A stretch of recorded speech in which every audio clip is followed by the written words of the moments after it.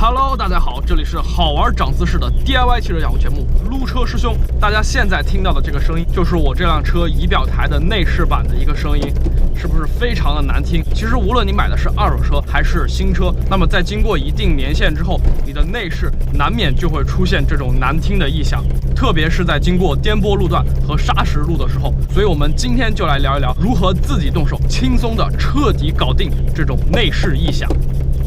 首先，我们需要找到内饰的异响来源，方法很简单，我们用手去按压这个仪表台，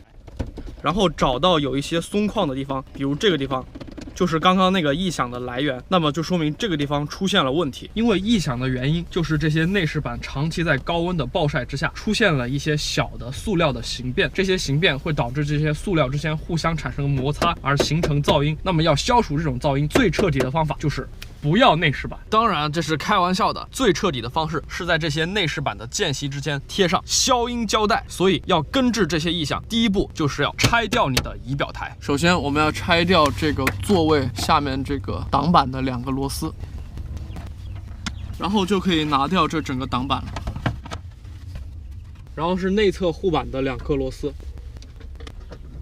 然后就可以把这个护板拆下来了。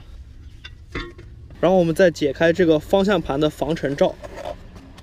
然后是中控台。中控台一般都是卡子的设计，所以我们直接可以把它往外拉。但是这里要注意，拉的时候不要太过用力，一定要慢慢的用力，否则很容易把里面的卡子给拉断。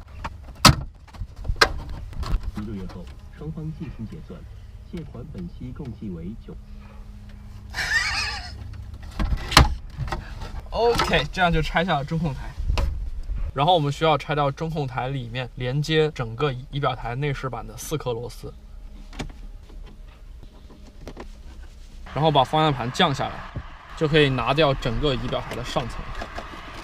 这里要注意，很多老哥的仪表台上面的一些按键后面都是连着插头的，所以我们得先把这个插头给它弄下来，按下这个卡子，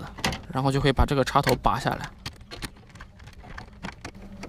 OK。然后就可以把整个仪表台都拿下来了。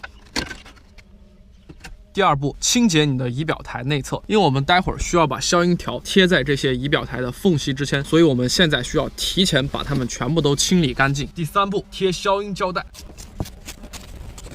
像这种塑料和塑料之间直接碰撞的位置，是一定要进行消音胶带的粘贴的，否则以后肯定会异响的。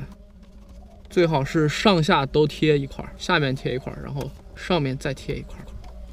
OK， 这样就不会再异响了。因为刚刚就是这个位置出现了异响，所以这个位置也一定要贴消音胶带。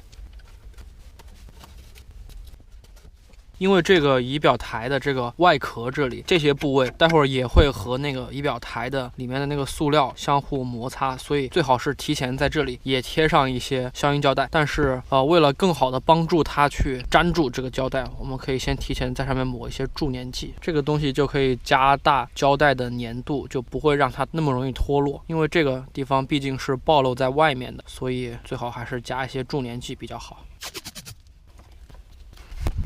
OK， 沿着这个边框粘一整圈就可以了。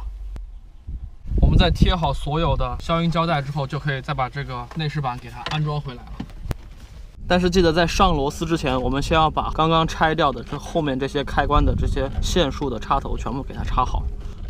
OK， 这样就可以了。大家要注意，在安装仪表台的时候，一定不要只是简单的把它推进去就行了，因为有些地方，比如说这些地方是有一些定位销的，一定要把这个定位销安装到位。这里有一个定位销，然后这边也有一个定位销，这个位置，先要把这些定位销安装到位，然后再去安装螺丝。然后是安装中控台，这里是卡子，所以我们可以直接选择把它摁进去就可以了。OK， 然后是安装腿部的护板，当然不要忘记把这个方向盘的这个防尘罩给它扣好。然后是最后的腿部的这个内饰板，因为这个定位销这一块可能已经有些年头了，然后为了防止它以后会出现的异响，我们甚至可以在这个定位销的这个位置给它来一点这个消音胶带，把它包一下，这样它以后就不会出现异响。然后我们把最后的这块内饰板给它安装上去。OK， 这样就大功告成了。那么我们现在再把车子开起来，看看讨厌的内饰异响还有没有。